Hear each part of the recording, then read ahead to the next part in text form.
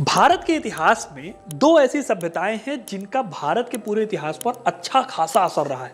इसमें से एक है हड़प्पा सभ्यता और दूसरी है वैदिक सभ्यता। अलग अलग टाइम पीरियड पर डेवलप हुई ये दोनों ही सभ्यताएं एंशिएंट इंडिया के इतिहास का लैंडमार्क इवेंट मानी जाती हैं।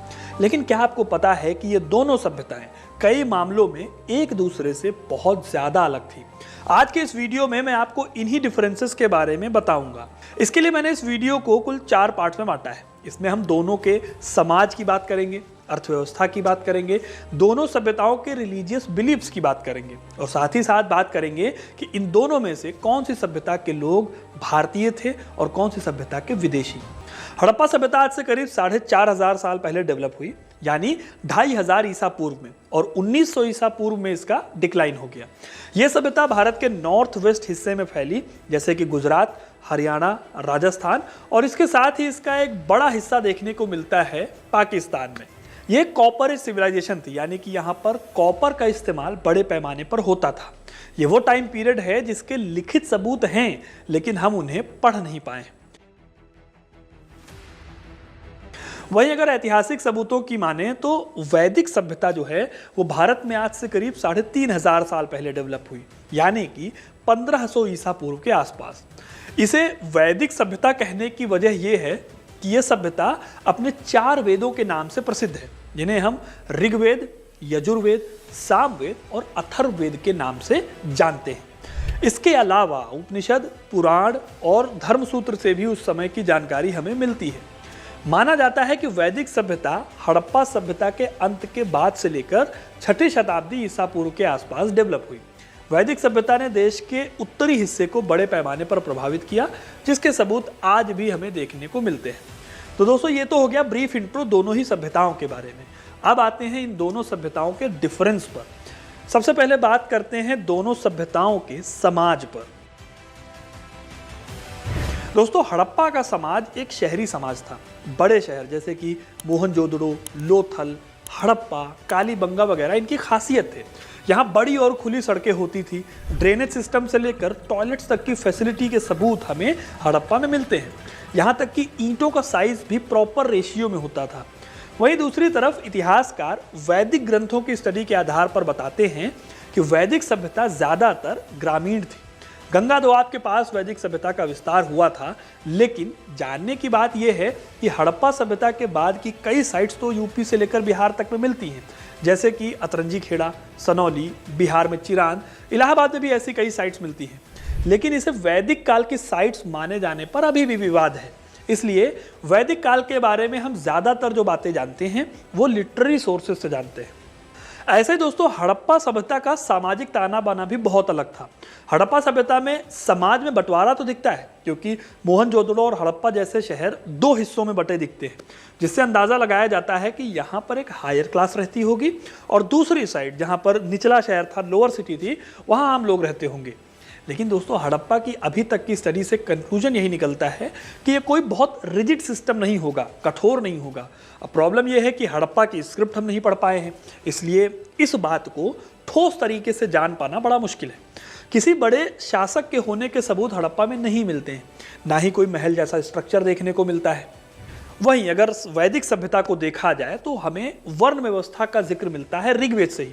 हालांकि ऋग्वेद के 10वें मंडल में हमें वर्ण व्यवस्था देखने को मिलती है, जिसमें समाज को 4 भागों में बांटा गया है: ब्राह्मण, क्षत्रिय, वैश्य और शूद्र।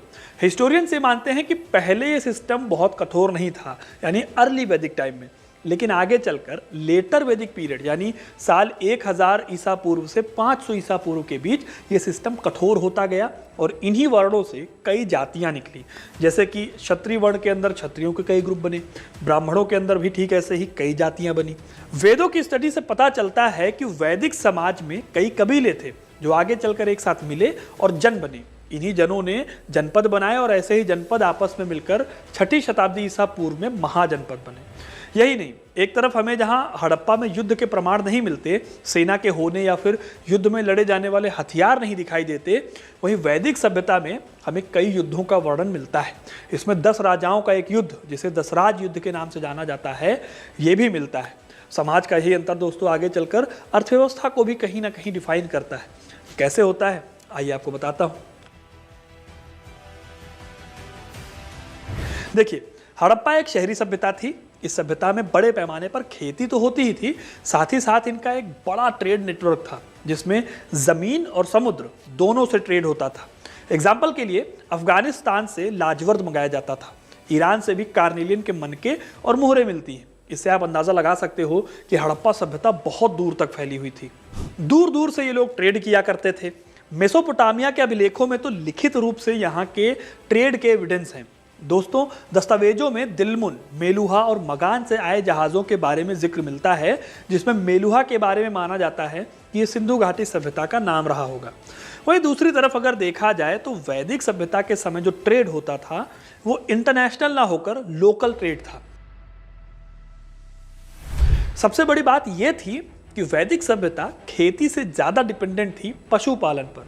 इतिहासकार उपिंदर सिंह बताती हैं कि ऋग्वैदिक काल में खेती दूसरे नंबर पर ज्यादा प्रचलन में थी। हालांकि वैदिक काल में खेती के अलावा दूसरे कई और भी काम होते थे, जैसे कि यहाँ शिल्पकार हुआ करते थे जो रथ और बैलगाड़ी बनाने का काम करते थे, रंगाई करने वाले लोग होते थे, धनुष बनाने वाले और चटाई बनाने वाले लोग होते थे। इस तरह से हड़प्पा में जहाँ इन सामानों का जिक्र नहीं मिलता है, वहीं वैदिक सभ्यता में कारीगरों का एक जाल था। इतिहासकार डीपी अग्रवाल भी कहते हैं कि हड़प्पा और वैदिक काल में डिफरेंस ये है कि हड़प्पा के लोग जहाँ शहरी और ट्रेड ओरिएंटेड थे, वहीं वैदिक काल के लोग ग्रामीण थे और उनकी सोसाइटी घुमंतू टाइप थी। तो दोस्तों, अब आते हैं एक और इम्पॉर्टेंट एस्पेक्ट पर कि हड़प्पा और वैदिक सभ्यता में धार्मिक मान्यताओं में क्या अंतर है। तो हड़प्पा सभ्यता की धार्मिक मान्यताओं को समझ पाना बहुत मुश्किल काम है, क्योंकि हम अभी तक इसकी स्क्रिप्ट नहीं पढ़ पाए हैं। लेकिन आर्कियोलॉजिकल सोर्सेज से पता चलता है कि हड़प्पा के लोग धार्मिक तो रहे होंगे, क्योंकि मोहनजोदड़ो में जो ग्रेट बाथ मिला है उसको किसी सामूहिक धार्मिक एक्टिविटी से जोड़ा जाता है। बड़े पैमाने पर मिली मोहरों पर जानवरों और यहाँ तक कि एक योगी की भी सील मिलती है, जो बताती है कि हड़प्पा के लोग धार्मिक रहे होंगे। वहीं अगर वैदिक सभ्यता को देखा जाए तो हमें बड़े पैमाने पर देवताओं के नाम मिलते हैं, जैसे अग्नि, वायु, इंद्र इत्यादि। यज्ञ की विधाएं मिलती हैं और इसके साथ ही तंत्र मंत्र की बातें भी वैदिक काल में दिखाई देती हैं। अथर्ववेद इसका एक बड़ा एग्जाम्पल है। ये सब हम इसलिए जान पाते हैं क्योंकि हम वेदों को पढ़ पाए। सबसे बड़ी बात यह है दोस्तों कि वैदिक सभ्यता में धर्म एक कॉम्प्लेक्स स्ट्रक्चर में बढ़ जाता है, जिसमें कर्मकांड भी है और फिलोसॉफिकल बातें भी हैं। दोनों तरह के लक्षण दिखाई देते हैं। जैसे कि कर्मकांड के लिए पुराण और ब्राह्मण ग्रंथ में कई परंपराओं का विधान मिलता है, तो वहीं फिलोसॉफिकल शिक्षाओं में आप उपनिषद और अरण्यक की तरफ देख सकते हैं। अब एक बहुत बड़े डिफरेंस पर आते हैं दोस्तों। ये डिफरेंस ये है कि हड़प्पा सभ्यता के लोगों के बारे में माना जाता है कि वो एक लोकल पॉपुलेशन थी, यानी कि यहाँ रहने वाले लोग भारत के नेटिव लोग थे, और जो वैदिक आर्य थे वो असल में भारत के मूल निवासी ना होकर बाहर से आए हुए लोग थे, जो कि नॉर्थ इंडिया में आकर बस गए थे। वैसे दोस्तों, मॉर्टिमर व्हीलर जैसे इतिहासकारों ने तो हड़प्पा के लोगों को भी विदेशी साबित करने की खूब कोशिश की। उन्होंने ये भी क्लेम किया कि हड़प्पा के लोगों को भगाकर ही आर्यों ने भारत पर कब्जा किया था, लेकिन ये दोनों ही दावे गलत हो गए। असल में बाद के सबूतों से तय हुआ कि हड़प्पा के लोग भारत के ही रहने वाले थे। वहीं अंग्रेज़ों का ये क्लेम कि भारत में आर्यन हमला करके सेटल हुए थे, ये सही नहीं है, क्योंकि भारत में आर्य सभ्यता के जो लोग बसे वो कई सालों के माइग्रेशन का रिजल्ट थे, ना कि आर्यों के हमले के।